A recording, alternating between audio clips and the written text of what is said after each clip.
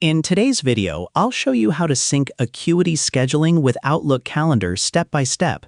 If you want your appointments to appear automatically in Outlook and avoid double bookings, this setup can save you a lot of time. First, log into your Acuity Scheduling account and go to your dashboard. Once you're inside, open the Calendar Sync or Integration section from the left-hand menu. This is where external calendar connections are managed. Now look for the Outlook Calendar or Microsoft 365 integration option. Click Connect Calendar and choose Outlook from the list of available calendar providers. Next, sign in with the Microsoft account that contains the Outlook calendar you want to sync.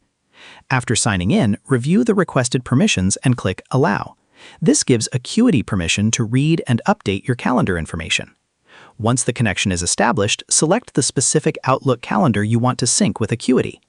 Then choose your sync preferences. You can allow Acuity appointments to appear in Outlook, block off busy times from Outlook, or enable both options for a more complete synchronization. After configuring the settings, click Save to activate the sync. Now Acuity and Outlook Calendar will work together, helping keep your schedule accurate across both platforms.